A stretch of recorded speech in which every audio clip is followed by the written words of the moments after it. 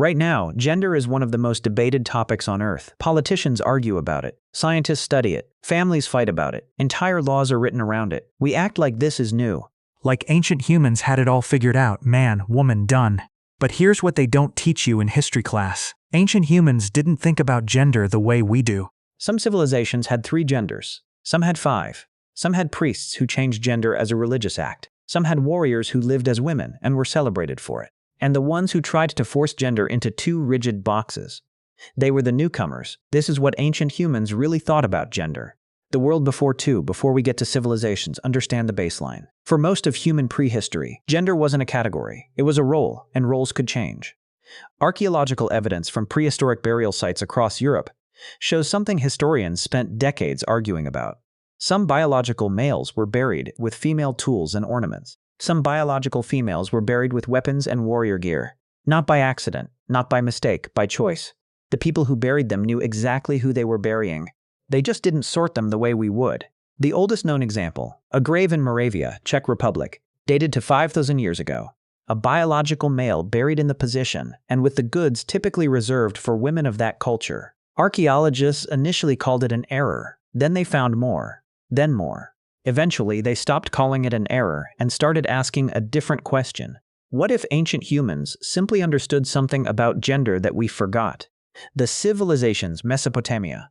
When God changed your gender, the most powerful civilization on Earth in 2000 BCE had a deity who could change your gender. Her name was Inanna, later called Ishtar, goddess of love, war, and justice, queen of heaven, and one of her documented divine powers was the ability to transform a man into a woman and a woman into a man. This wasn't metaphor. Ancient Mesopotamians believed it literally happened. And the people it happened to had a name, the Gala. The Gala were priests of Inanna, one of the most respected religious roles in all of Mesopotamia. Born male, they adopted female names, spoke in Imsal, a dialect of Sumerian reserved exclusively for women and female gods, and lived fully as women in every social context. They performed lamentations in temples. They healed the sick. They cared for the poor. A 5,000-year-old fragment in the British Museum carries an inscription that reads, Silimabzuda Hermaphrodite of Inanna. Not a slur, a title. In the Epic of Era, a Babylonian poem over 2,500 years old, there are references to classes of servants whose maleness Ishtar turned to female, for the awe of the people. For the awe of the people. Gender transformation wasn't shameful in ancient Mesopotamia. It was sacred. Ancient India, the third nature around 300 BCE, an Indian scholar named Vatsyayana was writing a book. Not just any book, the Kama Sutra. And in it, he described something that most modern translations quietly leave out. A third category of human beings he called Tritiya Prakriti, the third nature, not male, not female. A distinct third category that Vatsyayana described as part of the natural order of humanity. The Mahabharata, one of the longest epic poems in human history, written over 2,000 years ago, features a major character named Arjuna, who spends a year living as a woman, teaching dance, wearing female clothing, going by a feminine name. The text presents this not as punishment or humiliation, but as a demonstration of Arjuna's completeness as a human being. In ancient India, these individuals weren't hidden. They were celebrated. The Hijra, a community recognized as a third gender in Hindu texts for over 4,000 years, held positions of extraordinary power. They served in royal courts. They were sought for blessings at births and weddings. Their blessing was considered auspicious, good fortune itself. In 1897, British colonial law criminalized them. 4,000 years of respect, erased in a single colonial act. Native America, the two-spirit across North America before European contact, something remarkable existed. 155 distinct indigenous nations across the continent, with no contact with each other, no shared language, no common religion. All independently recognized the same thing. Some people carry two spirits. The term used today is two-spirit.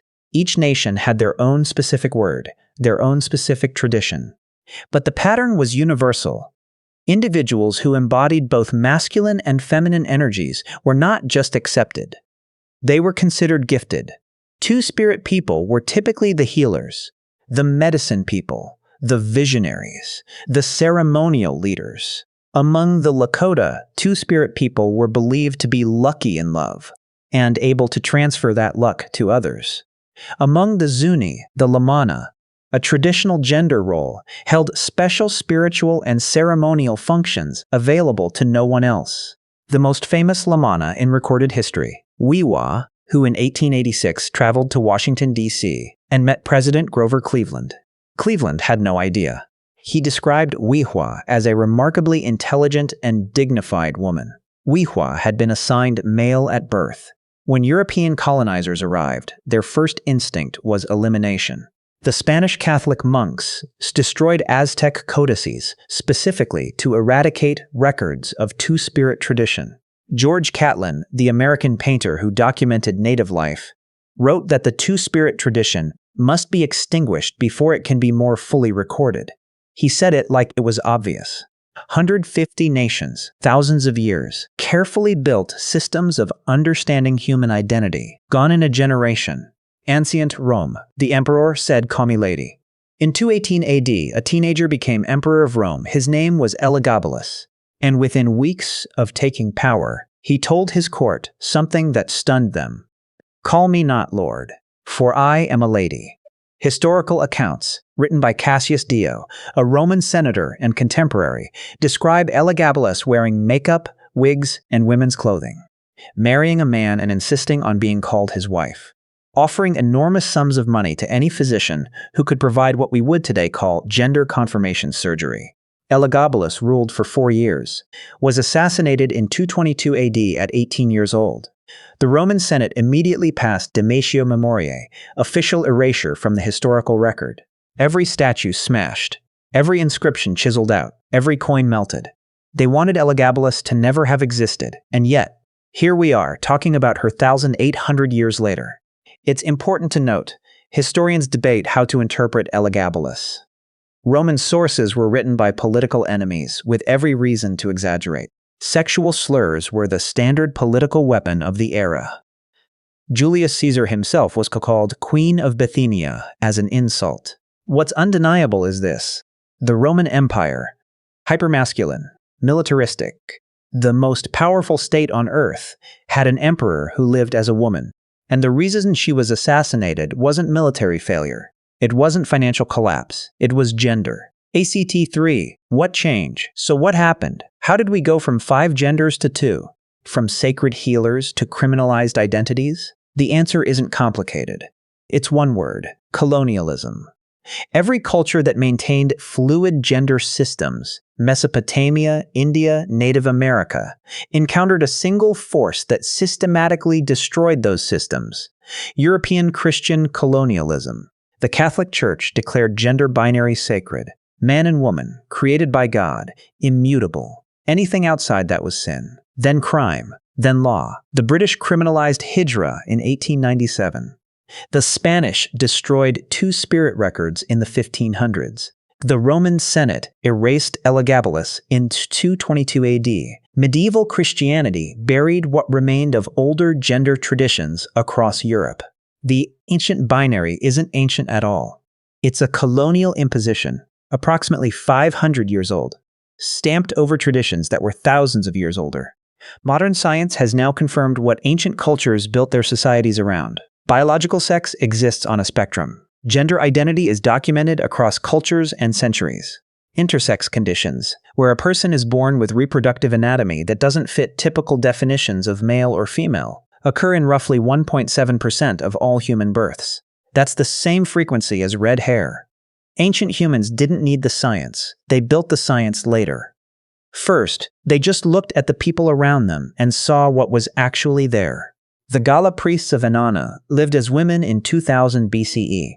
The Hijra held positions of royal power in ancient India for 4,000 years. 155 indigenous nations independently honored two-spirit people as healers and visionaries. An 18-year-old Roman emperor told the most powerful empire on earth to call her lady. These weren't edge cases. They weren't tolerated exceptions.